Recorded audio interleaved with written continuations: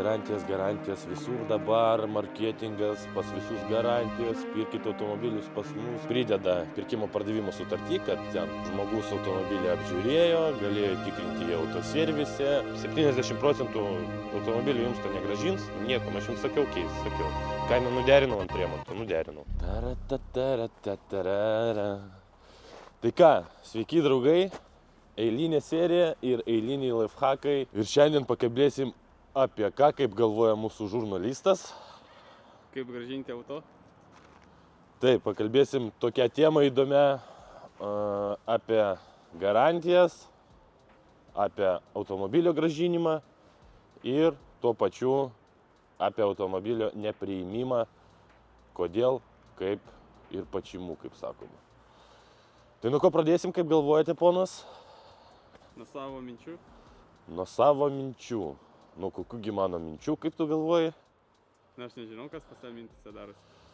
Mano mintise darosi, norėčiau su žmonėm pakalbėti, papasakot apie automobilių garantijas. Tai gal ir pradėkim nuo garantijų. Nu, tai pradėk nuo garantijų. Tai su žmonėm... Ne, iškart pakeisim kadrą, po to, kai pradėsi kalbėti apie garantijas. Tai gerai, kokį kadrą pakeičiam? Tokį. Zoom.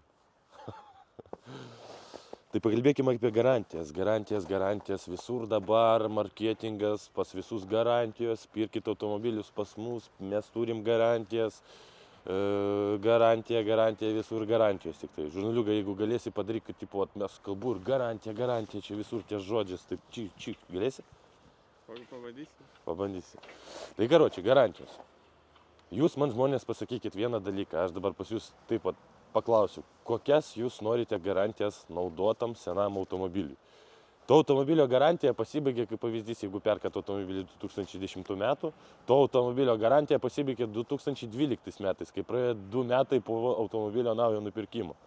Net atstovybė tos garantijos neduoda, nes automobiliai dabar sukurti taip, kad jie tik tai pravažiuoja tam tikrus kilometrus, garantinius, o toliau jau, kai garantija nulėkia, pradeda tie automobiliai gesti.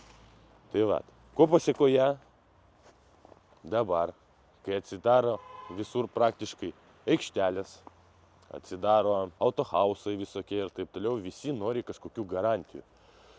Asmeniškai aš irgi, kai automobilius parduodu, pas mane žmonės klausia, garantija, kokia garantija?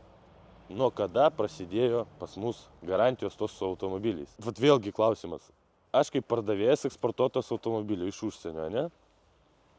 Atvežu automobilį iš užsienio, praeinu techninę apžiūrą ir taip toliau, pastatau automobilį pardavinėti. Aš su juo nevažinėju 100 metų ir taip toliau.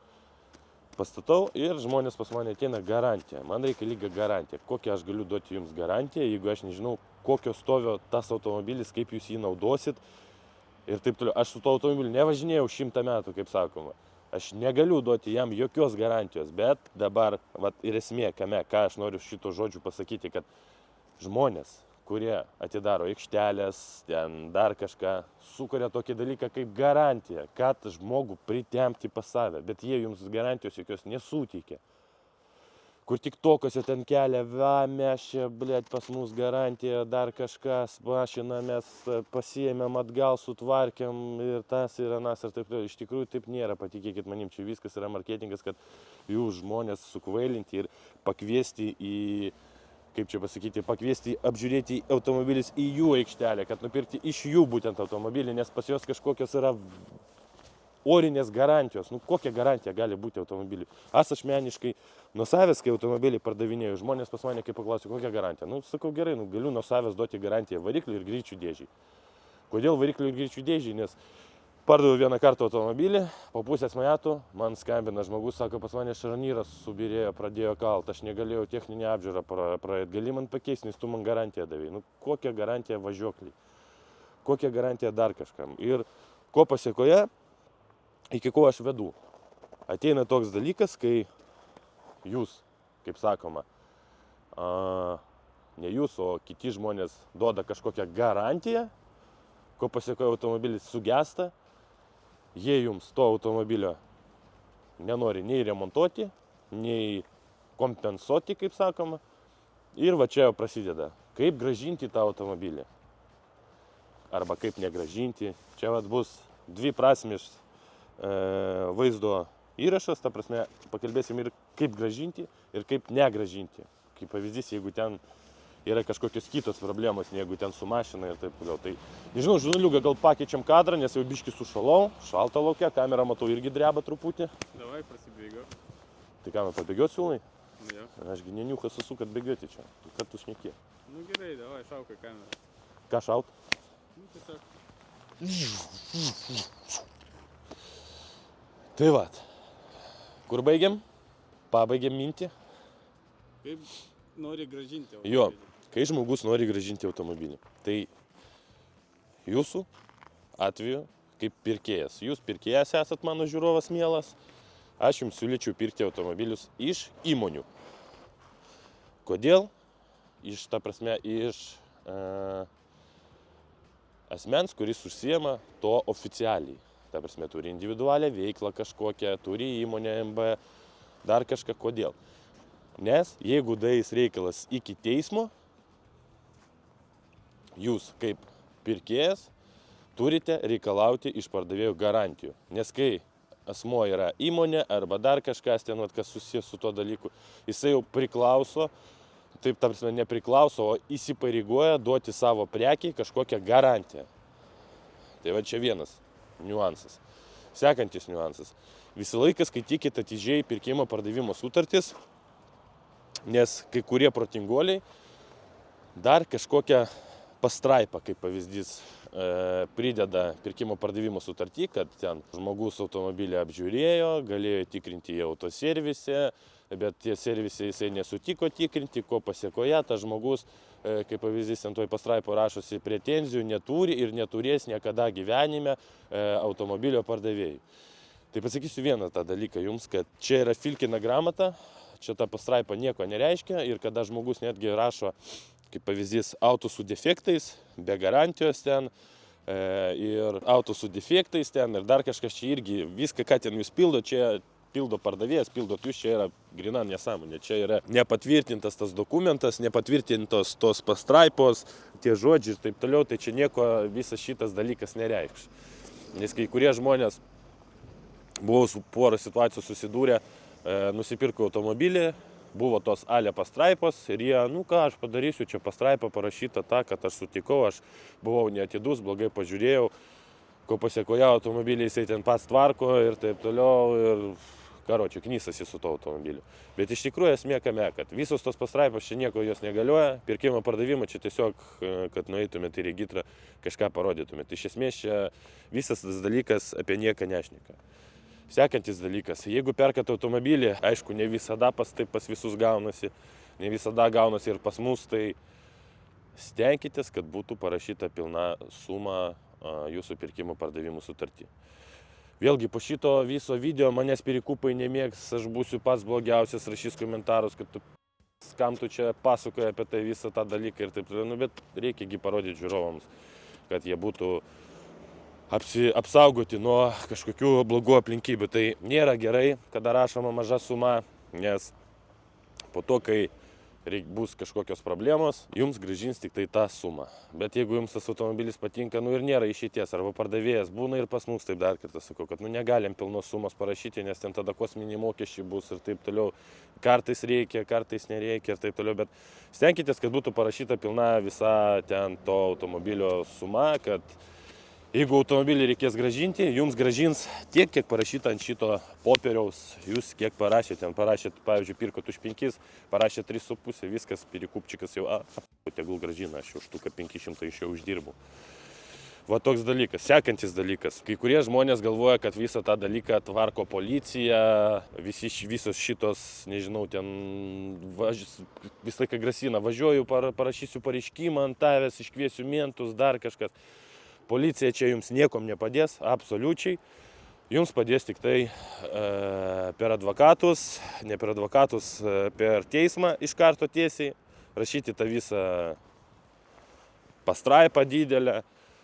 Ir tada galimai, jeigu bus įrodyta, kad automobilio defektas buvo užslėptas, pirkėjo pardavimo metu užslėptas defektas, čia kaip pavyzdys, nežinau, ten Daktaras sakiau. buvo. pats geriausias variantas, daktaras įpiltas, jeigu buvo į variklį, daktaras čia medus. Palaukit, skambina. Alo, bos. Alo. Alo. Pašal. Pirkėjas kamera. Jo, ne. Jeigu buvo įpiltas daktaras ir tas variklis pas jūs kaip pavyzdys užklinėjo, ne? Nes ten kaip pavyzdys pirkot N57 seriją Nikolajų, kur griaužia tos visus indeklus ir taip toliau, velenus, nu karoči, ten jau kas supranta, tas supranta, apie ką šneku. Ir užlinijo tas variklis. Jūs tada važiuoja, darot ekspertizės, vežat tą mašiną su tralu, padarot ekspertizės, ten brangiausias tas, anas. Ir įrodo jums, kad buvo įpiltas daktaras. Tada taip, 100% jūsų, kaip sakoma, ant jūsų delno ir ant jūsų visų popierių bus įrodymas, kad pardavėjas yra p***s ir jūs apgavo. Ir tada jūs tikrai atgausit savo pinigus, nes tai bus įrodyta. Bet jeigu kaip pavyzdys, jūs nupirkote automobilį, jums jį pardavė, viskas buvo gerai. Iš nieko, plyšo kaip pavyzdys pagrindinis diržas. Čia dažniausiai lyga būna Volvose, nes žmonės, aš kaip pardavėjas visą laiką žmonėms pasakau, jie klausia pas mane, buvo keista, nebuvo, aš sakau, jeigu jūs norite būti apgauti, aš pasakysiu, kad aš keičiau. Bet jeigu jūs norit sąžiningai, kaip mes ir parduodam čia automobilius, tai diržą ir tepalus būtinai reikia prieš pirkimą, po pirkimos dėl savęs pasikeisti, kad to dalyko neatsitiktų. Tai va, plyšo diržas kaip pavyzdys Volvoj, viskas užlanksti vožtuvus, reikia tvarkyti galvą arba keisti variklį. Nu ir žmogus bando pareikšti tą auto pretenziją visą ir taip toliau. Nu jisai nieko neįrodys, nes tuo metu tas defektas nebuvo paslėptas. Ko pasiekoje, jūs išleidžiat pinigus ant advokatų, ekspertizių, visokių tralų ir taip toliau, laiką sugaišėt pusei metų daugiau ir nieko nelaimėsit. Tiek, kiek jūs išleidot, jūs galėjote išleisti automobilio remontui ir sutvarkyti jį. Tai va čia Tai kol žmonės apžiūri automobilį ir galvoja pirkti ar nepirkti, aš jums pasiūlyčiau galvoti greičiau, nes Kalėdos, pasidarykit savo gerą dovaną. O iš kur gerą dovaną pasidaryti, žurnaliuga? Iš BitPro. Iš BitPro. Kodėl BitPro? Aš jau nežinau. Aš tiek gerų žodžių apie juos pasakęs, kad, žmonės tikrai patikimi, tikrai geri vežėjai, tikrai jums padarys tai, ką jūs norėsit. Atveš tai, ką jūs norėsit, nupirks tai, ką jūs norėsit, aprodys tai, ką jūs norėsit, ras tą variantą. Ir kodėl siūlyčiau dabar nusipirkti savo tą automobilį. Kalėdos, stebuklų metas, galimai gal kokį lukštelį iš Amerikos gerą nusipirksit. Ir kodėl verta pirkti dabar, žiemą, ogi automobilis kol kaip traktorius jau kalbu, ne? Nu, Tai va, kol automobilis parplauks, jau bus pavasaris. Plius minus. Bent jau paskutinis žiemos mėnesis. Ko pasiekoje? Tas automobilis parplaukęs, susitvarkot per mėnesį ir pavasarį jau turit šaunų gerą variantą iš Amerikos, nusipirkę iš patikimų vežėjų. Tad jeigu reikia automobilio, būtinai rinkitės BitPro. Ir čia dar va QR kodas jų, Instagramo. Kodėl vėlgi aš sakau pasirašykite ant Instagramo. Kiekvieną dieną, savaitgalį, darbo dieną, jie kelia variantus, kokius galima nupirkti šią naktį aukcione arba galima nupirkti dabar. Tai vat, pasirašykit, prenumeruokit jų Instagramą ir matysite tos visus variantus ir ką galėsite nusipirkti. Nu tai ką, žurnaliukai, kaip galvojai, klientai pirks automobilį ar ne? Beje, mūsų sekėjai. galvoju pirkti.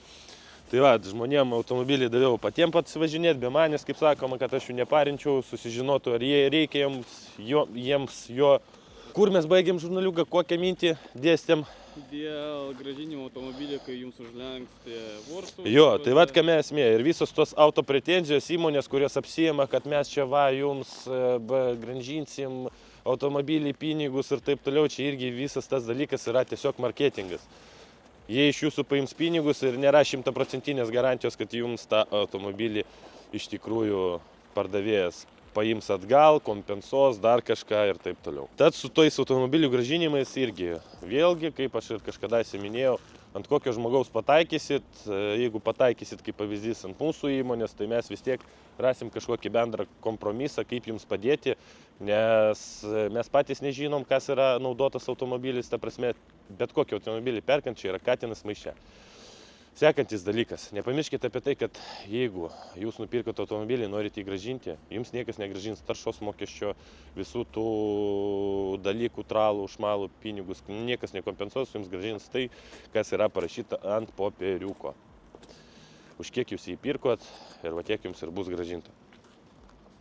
Tačiau va, yra toks didelis niuansas, kad su tais automobiliais labai lengva galima papulti ir reikia visą tą dalyką atsakingai daryti, pirkti ir taip toliau.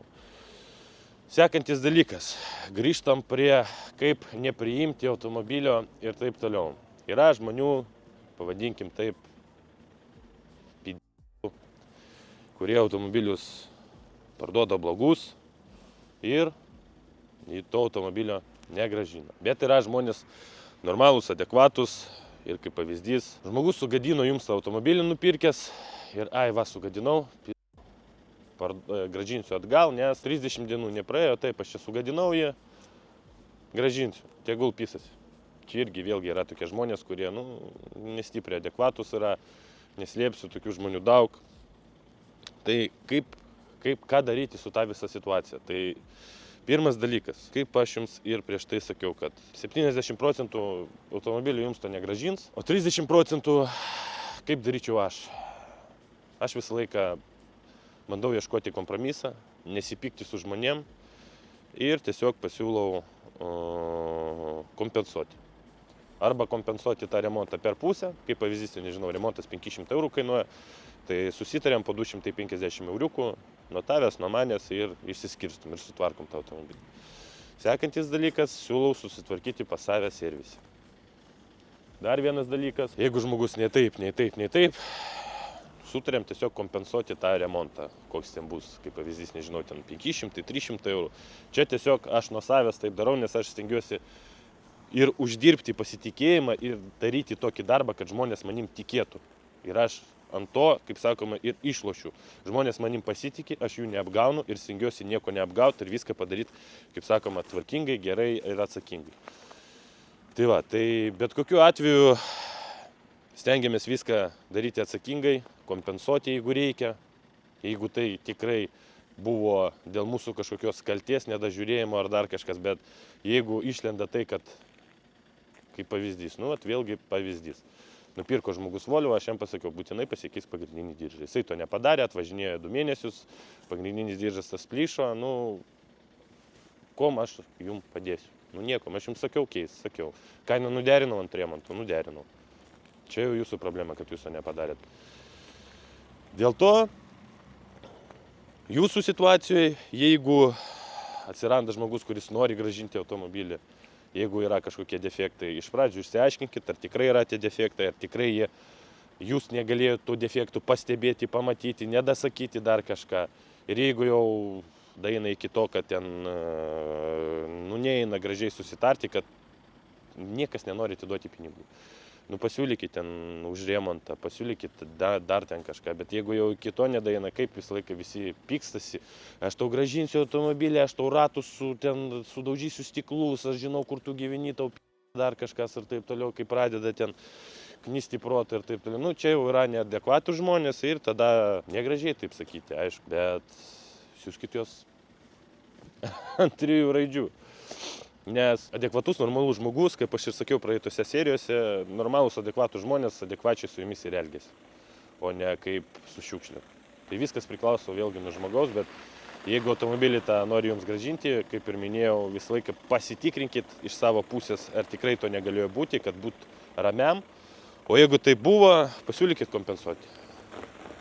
Jeigu nekompensuosit, prasidės teismai, prasidės ten visa šita valakyta vadinama ir taip toliau, aš jums duodu 100%, kad jeigu pas jūs tą automobilį nupirko už 1000, niekas ten dėl to 1000 neįs į teismus ir.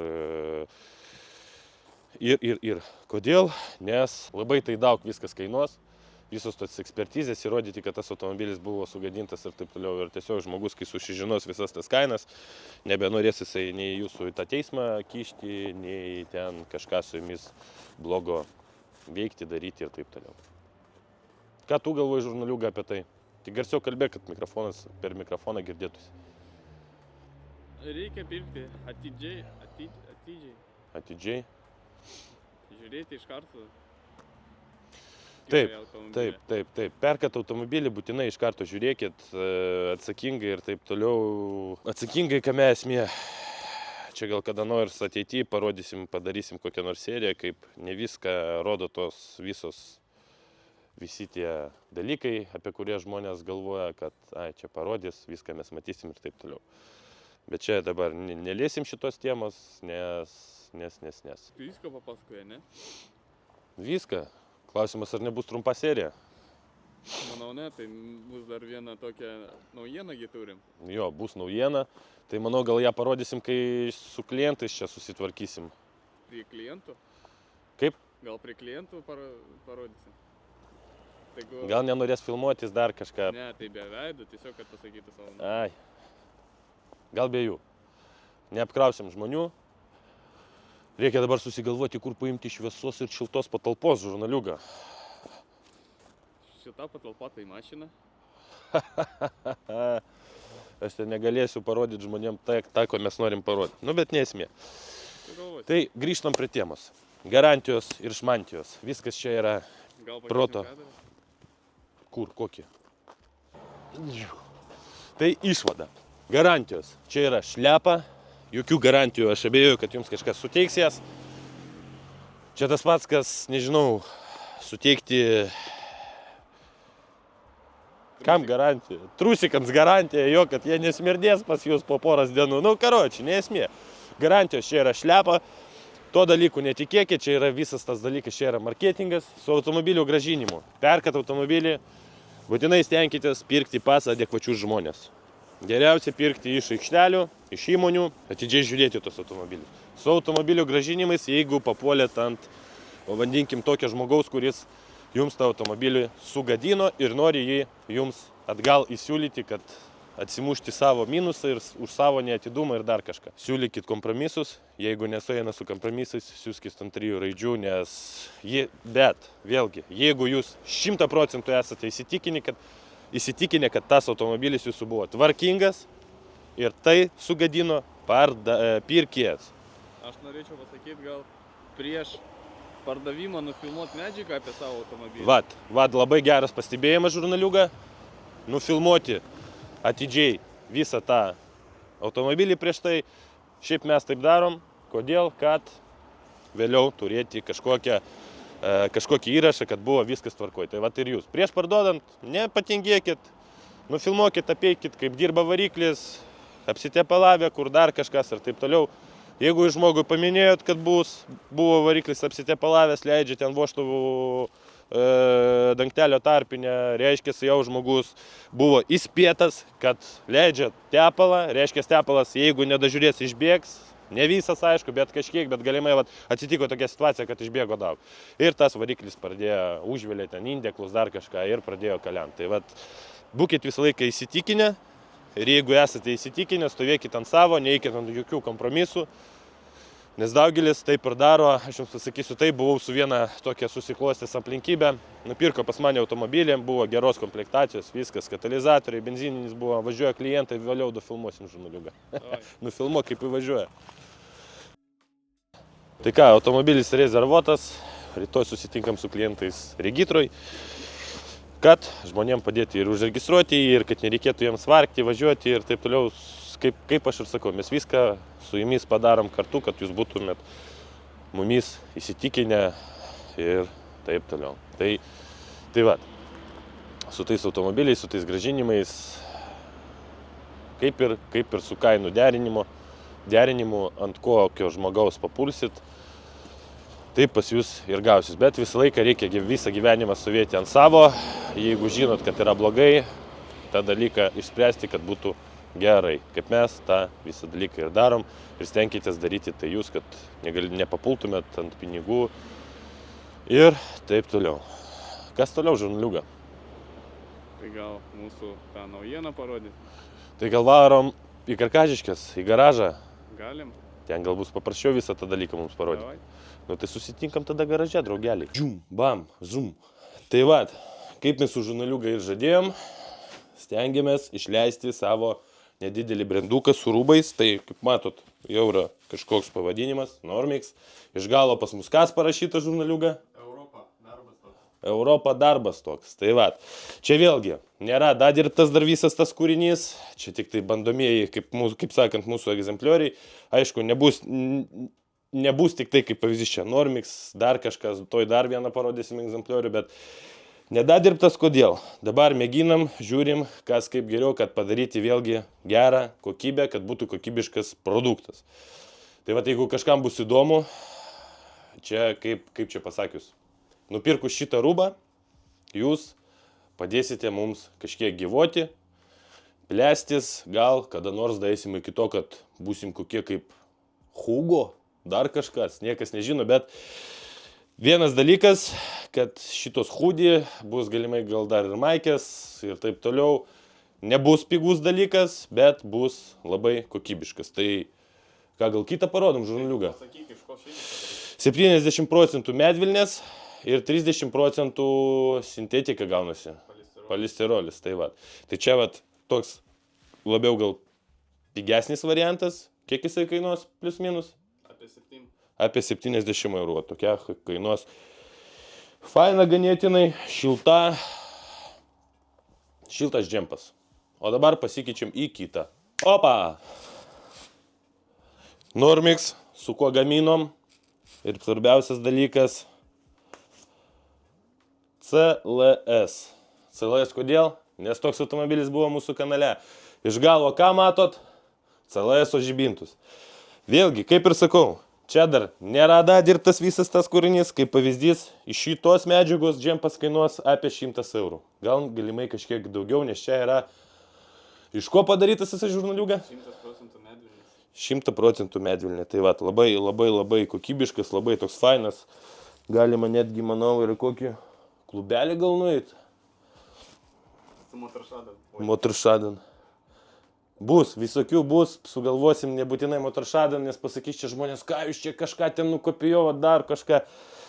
Bus visokių įdomių, stengsimės nedaryti kažkokius vaikiškus, kad ten, kaip pavyzdys, ten nežinau, už galo ten rašysis, ten aš toks fainas ir dar kažką tokio šūdo pas mus nebus. Pas mus bus būtent, kas susijęs su mūsų kanalu, arba tiesiog minimalistika kažkokia, kuri bus tikrai graži ir kuri žiūrėsis ne taip kaip, ten nežinau, kažkoks ten M5,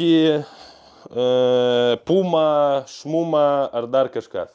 Stengsimės daryti gražų, tvarkingą brendą. Bet aš jaučiu, net nenusiiminėsiu žurnaliuga. Kaip tu galvoji? Gal ne? Tai va, ko pasiekoje tai tikrai bus. Ko pasiekoje Normantas nenusiėmė ir netgi su juo mieguoja. Tai va, draugai, jeigu kažkam bus aktualu, rašykit iš pradžių į komentarus. Pasižiūrėsim, ar tai aktualu žmonėm, o jeigu bus aktualu žmonėm, bet mes ir šiaip galvojam vis tiek kažką išleisti jau, tai va, dirbsim visą šitą produktą ir manau, kad po naujųjų metų visas tas dalykas jau bus prekyboje kažkur ir galima bus tai įsigyti. Jūsų dėmesys mums labai yra svarbus, kaip visą laiką ir minėjau, rašykit komentarus, statykit laikus, prenumeruokit kanalą. Ateityje bus daug visko ir galimai, kad visgi su žurnaliuga dar pagalvosim, kaip čia visą tą planą sudaryti, apeiti, sugalvoti. Pasistengsim su žurnaliuga tai, ką mes mokam, tai kaip pavyzdys iš YouTube pajamų, kurias stengsimės gauti reklamuodami jums save ir taip toliau. Ir kitais visais tais atvejais pabandysim, nežinau, su žurnaliuga sukurti kažkokį verslą, uždirbti tam verslui, ar nusipirkti sodybą, ar nusipirkti pastatą, arba dar kažką ir parodyti, kad ir jūs galite kažko pasiekti, tokie pat paprasti žmonės kaip ir mes. Viskas sužinosit ateityje, viską pamatysit, o kas dar žurnaliuga? Reikia, manau, greitai ruoštis dovanėlėms ir nepamiršti. Vat ką aš dar norėjau priminti, jeigu turit pažįstat šeimą, bet tikrai, kurį šeima nepasiturinti yra. Nežinau, ten reikia suremontuoti langus, įstatyti duris, nežinau, ten kaminą sutvarkyti ar dar kažką, nebūtinai, kad jiems ten maisto reikia, mes galim ir savo jėgom ten padėti ir taip toliau. Būtinai parašykit kokią situaciją, nes norim, kaip ir minėjom, labai daug žmonių prabalsavo už tai, kad vietoj to, kad padovanoti dovaną sekėjams, ant tų, kaip mes norėjom 10 000 followerių, mes padovanosim tą dovaną gerą kažkokią, padarysim, sugalvosim, suremontuosim, sugalvosim, kaip bus, padaryti žmonėm, kurie yra nepasiturintys. Bet palikit savo kontaktą. Jo, ir palikit būtinai savo kontaktą. Tad jeigu turit kažkokį žmogų, rašykit arba man, arba žurnaliugai į Instagramą. Ir ten mes su jumis jau bendrausim. Tai vat, iki sekančių serijų.